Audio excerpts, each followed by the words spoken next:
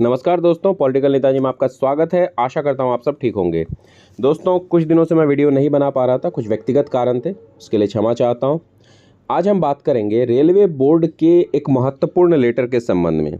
यह लेटर निकाला गया है 11 नवंबर 2021 की, और इसमें क्या इन्फॉर्मेशन मांगा है इसकी हम चर्चा करेंगे। इसमें मांगा गया है कि लेवल 6 यानी 4200 और लेवल 7 यानी 4600 में सुपरवाइजरी कैडर के बारे में इन्फॉर्मेशन मांगने के संबंध में। इसमें पहला पॉइंट जो है, इसमें ये कहा गया है कि सभी रेलवे को यह रिक्वेस्ट किया जाता है कि एनेक्चर 1 और एनेक्चर 2 फॉर्म को भरते हुए, और जो कि सभी को व्हाट्सएप ग्रुप या लिंक में भेजा गया और कहा गया है कि रेलवे डिपार्टमेंट के सुपरवाइजरी कैडर का इंफॉर्मेशन दिया जाए। A Google link for furnishing the details is also being circulated in the relevant WhatsApp group only. और क्या डिटेल्स है? Each of the supervisory cadres in level 6 and level 7 of different departments of railways, including their designation, number of categories, sanction strength in the performa enclosed. अब बात करते हैं पहला line, बाद में एनालिसिस करेंगे, दूसरा पॉइंट भी देख लेते हैं।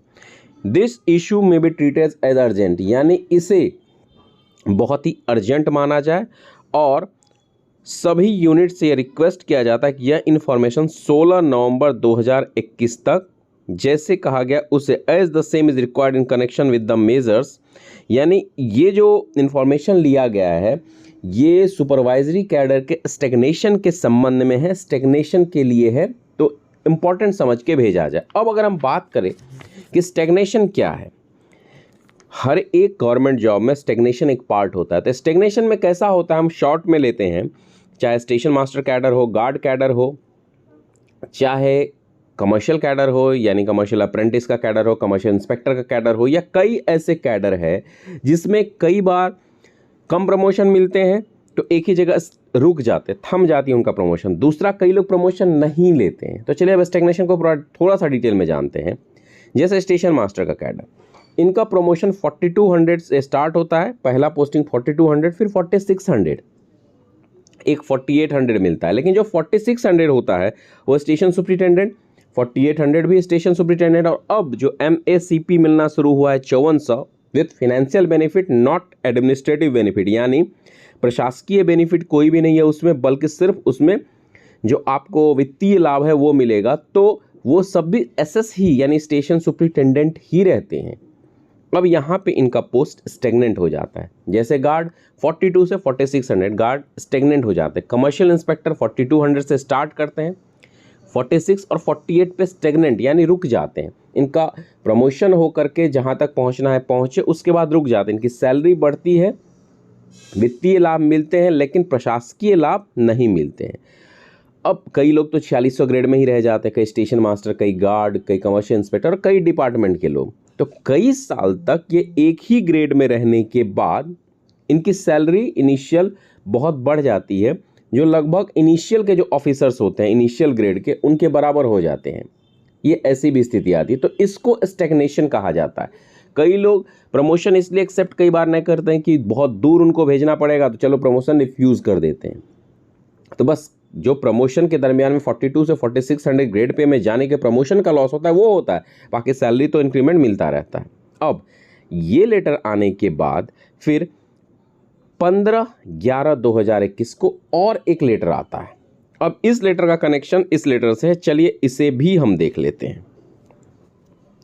इस लेटर में लिखा गया है कि promotion to group B post, in order to analyze the issue of stagnation being faced by various supervisory cadres of railways, please advise immediately the actual time taken for official working in level 7 of pay matrix for promotion to group B posts in level 8 in their respective cadres। अंग्रेजी में एक बार letter पढ़ लेने से सामने आप लोगों को देखने में भी लगेगा कि बंदा इंग्लिश पढ़ के अच्छे से बता रहा है, यानी सही सही बता रहा है, ऐसा लोग सोचते हैं। खैर पता नहीं, खैर मैं मजाक कर रहा था। चलिए बात करते हैं। इसका मतलब ये है, इसमें साफ साफ लिखा है कि विभिन्न कैडर के स्टेग्नेशन इशू को देखते हुए, यानी इनका जो एक जगह रुक जाते हैं उस इशू को देखते हुए लेवल 7 के सुपरवाइजरी कैडर को ग्रुप बी में प्रमोट करने के लिए एक्चुअल कितना समय लगता है या लगता है लगेगा, यह बताया जाए। यानी पहला था सुपरवाइजरी कैडर का चेक करना, दूसरा था कि इसके बाद प्रमोशन अगर इनको किया जाए ग्रुप बी में लेवल 7 यानी 4600। नॉर्मली 4600 7 साल से 10 साल के बीच में मिल जाता है, डिपेंडिंग अपॉन वैकेंसीज। कई बार 12-14 साल भी जाते हैं। लोगों का एक्सपीरियंस थोड़ा अलग हो सकता है। कमेंट बॉक्स में आप चाहें तो कमेंट कर सकते हैं। अब बात करते हैं कि योजना आखिर क्या है।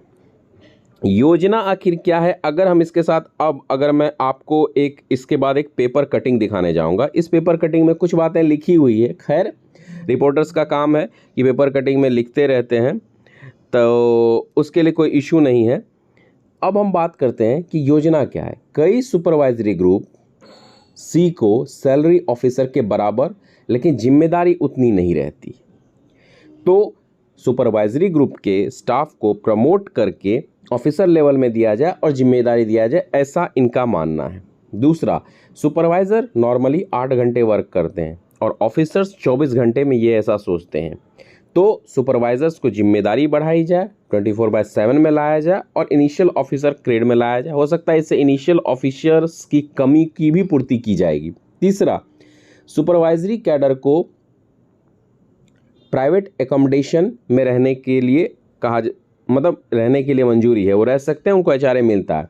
लेकिन इनका कहना यह है कि जो ऑफिसर्स हैं वो प्राइवेट एकोमोडेशन में नहीं रह सकते हैं। इस कटिंग के मुताबिक कि ऑफिसर्स को क्वार्टर लेना कंपलसरी ही है। ऑलमोस्ट ऐसा ही देखा गया है कि क्वार्टर में रहते हैं, अगर वो प्राइवेट में रहेंगे तो एचआरए नहीं दिया जाएगा, ऐसा कहा जा रहा है। जबकि ऐसा मैंने कुछ जगह से पता किया, ऐसा सभी जगह लागू नहीं है। अदर गवर्नमेंट जॉब में कई जगह लागू नहीं है। वो ऑफिसर है, प्राइवेट में रह रहे तो भी एचआरए मिल रहा है। अब बोनस सिर्फ ग्रुप सी को मिलता है, ऑफिसर्स को नहीं मिलता है। नेशनल हॉलीडे अलाउंसेस, ये सभी चीज़ें हैं। हो सकता है नाइट ड्यूटी अलाउंस पे भी इनका ध्यान होगा। तो अब एनालिसिस की बात अगर करें तो पहली बात यह है कि मुझे जहां तक लगता है ये जो बोनस दिया गया है, तो ऑफिसर्स को बोनस नहीं है, ग्रुप सी को बोनस है। तो पहली बात तो बोनस कट किए जाएंगे, नेशनल हॉलीडे अलाउंसेस कट किए जाएंगे और नाइट ड्यूटी के लिए जो बहुत मांग चल रही है वो कट किए जाएंगे। ठीक है, मेरे प्रश्न और मेरे तर्क गलत हो सकते हैं। इसके बाद नाइट ड्यूटी, ऑफिसर्स नॉर्मली 90-95% अगर इंस्पेक्शन ना हो, ऑडिट ना हो, तो नाइट ड्यूटी नहीं करते हैं। तो अगर आप लेवल 7 के सभी सुपरवाइजरी कैडर को ऑफिसर कैडर में कन्वर्ट करिएगा तो क्या वो नाइट ड्यूटी करेंगे? क्योंकि कई जगह पे सुपरवाइजरी कैडर वाले नाइट ड्यूटी भी करते हैं। रोड साइड स्टेशंस या ऐसे ऐसे ऑफिसेज जहाँ पे रिक्वायर्ड है वहाँ करते हैं। तो क्या वो करेंगे या नहीं करेंगे? ऐसी स्थिति में तो एक ही स्टेशन पे कई ऑफिसर होने की स्थिति है, तो ऑफिसर से ऑफिसर के हित के टकराव भी हो सकते हैं। और एक बहुत ही महत्वपूर्ण बात कि जब ग्रुप सी को हमेशा चार्जशीट दिया जाता है पनिशमेंट के रूप में, लेकिन ऑफिसर्स को पनिशमेंट के रूप में हमेशा ट्रांसफ़र दिया जाता है, चार्जशीट कभी मिलते हुए नहीं देखा गया है। तो क्या लेवल 7 में जाने के बाद जब वो ऑफिसर में और राजपत्रित अधिकारी बनने के बाद क्या उन्हें चार्जशीट दिया जाएगा, पनिशमेंट दिया जाएगा या उन्हीं की तरह का मिलेगा? तो ये भी एक प्रश्न निकल के सामने आता है। अब इसके आगे हम देखें ट्रांसफ़र का बात, तो क्या इनका डिविजनल ट्रांसफ़र रहेगा कि ऑल ओवर इंडिया ट्रांसफ़र की कैटेगरी में आ जाएंगे? ऑफिसर हैं भाई, तो हो सकता है। ब्यूरोक्रेसी का क्या होगा कि कई बार ऑफिसर बनने के बाद लाल फीताशाही बहुत ज़्यादा बढ़ जाती है। और last not the least, quarter and accommodation. छोटे स्टेशनों, छोटे डिवीज़नों की बात अलग है, लेकिन बड़े डिवीज़नों और बड़े स्टेशनों की बात हो तो वहाँ क्वार्टरों की संख्या कम है और बहुत जर्जर स्थिति में है। वहाँ आप क्वार्टर एकोमोडेशन को कैसे एकोमोडेट करेंगे, यह भी एक प्रश्न निकल के सामने आता है। तो ऐसे कई चीज़ें हैं जो निकल के सामने आती है। कई जगह पर लेवल 7 में प्रमोशन पाए हुए लोग उतने कॉम्पिटेंट भी नहीं रहते हैं कि ऑफिसर कैडर की कई जिम्मेदारियों का निर्वाह कर पाएंगे। उस स्थिति को कैसे देखा जाएगा? तो इन सारी कई तरह के प्रश्न हैं जो शायद मैं यहाँ पे नहीं उठा पाया हूँ, वो आपको भी होंगे दिमाग में, लेकिन देखना है कैसे ये ऑफिसर सॉल्व करते हैं इन्हें। या प्राइवेट सेक्टर में जैसे छोटे से छोटे पोस्ट को रिलेशनशिप ऑफिसर या ये ऑफिसर या वो ऑफिसर का पद देकर के लुभावने नाम तो दे दिए जाते हैं, लेकिन काम उनका एक सामान्य एग्जीक्यूटिव का ही रह जाता है। कहीं ऐसा तो नहीं किया जाएगा कि लुभावने नाम देने के बहाने आपके बोनस, नाइट ड्यूटी अलाउंसेस या नेशनल हॉलीडे अलाउंसेस जो कि नग्न के रूप में दिया जाता है, नाम मात्र का ही, वो सभी डिडक्ट करके कट कर दिए जाएंगे? ऐसा भी हो सकता है प्लान। खैर, मैं इस पर कुछ एनालिसिस या तर्क नहीं करना चाहता। देखते हैं इस लेटर के क्या विकल्प निकल के सामने आते हैं और इसके क्या क्या प्रभाव पड़ते हैं। आपके कैसे प्रश्न आते हैं इसके संबंध में वो आप कमेंट बॉक्स में कमेंट करिए। वीडियो अच्छा लगा हो तो लाइक शेयर सब्सक्राइब करिए। धन्यवाद।